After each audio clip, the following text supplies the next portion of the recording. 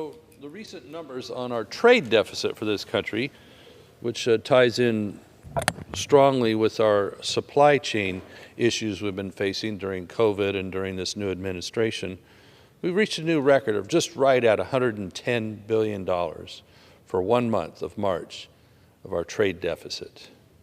So why are we in this precarious situation? We're not producing the way we need to in this country. I just spoke with some dairy folks a while ago from California.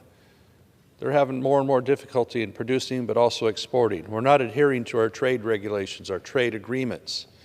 Basically, the USTR is saying we're not being empowered to make new trade agreements. We're instead more worried about other things, such as climate change and things like that.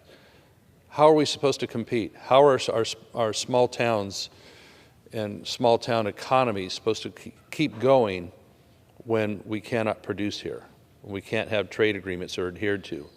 Under the Trump agreements with China, we're $300 billion behind because they're not being enforced. How are we supposed to have the means of production in this country when we don't enforce our trade laws, our trade agreements?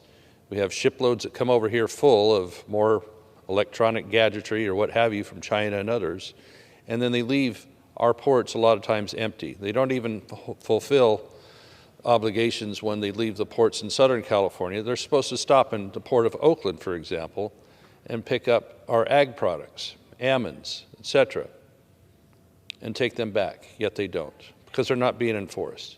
What's that mean for our economy? Bad things. Bad things for our rural ag economy. Bad things for the overall trade deficit. And so if we don't have the means of production here, if we're not sustaining them, we will not have food, we will not have the other things that Americans produce as part of our trade agreements. And then we'll be even more dependent on imported food, imported products that have already put us over a barrel. When somewhere around 90% of our pharmaceuticals, for example, are produced in China, what if they decide to cut off their export to us and keep us over a barrel on that?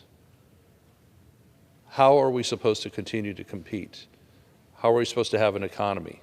We need the president and his U.S. trade reps to adhere to enforcing our trade agreements because it means so much to our jobs. It means so much to our economy. It means if they're not producing for export, then they're probably not going to be around to produce for domestic use. So as we see the world food crisis mount up, and we haven't seen anything yet.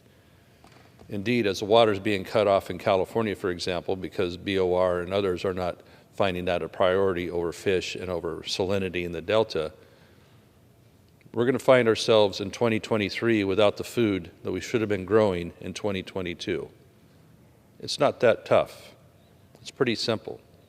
You need to plan a year ahead in agriculture and food supply to have what you're going to need next year. But we don't, because we're after pie in the sky, other priorities. So electrification of tractors they're talking about. I mean, no farmer's going to be able to change his fleet out, get rid of his trucks, get rid of his tractors to meet these goals set by somebody in Washington, D.C. or Sacramento. We need to get back to basics. We're coming out of 2 years of COVID. We're coming out of a timeline where the economy has been harmed greatly by overbearing COVID regulations and taking people out of the production chain. And so we're all feeling the effects of that. Unemployment. Yeah, there's many, many employment opportunities out there, and we're not taking advantage of the ability to fill them because instead we're mailing out $1,200 checks. We're prioritizing other things. I just do not understand how we have a strong country, a strong economy, when we don't prioritize domestic production, keeping the supply chains filled. We're having difficulty getting railroad bookings to move our products back and forth between the coast and the Midwest to feed ethanol plants in California, for example. We want this newer, cleaner fuel, yet we can hardly get the grain there. What's going on with that? Why can't we have train track time in order to move these very needed products? Why are our ports so balled up and yet being on the receiving end of imports but not being able to get our exports out because we're not being more forceful on our trade agreements? How long are we going to keep doing this? it makes me wonder if the administration is actually on the side of the American people or other interests.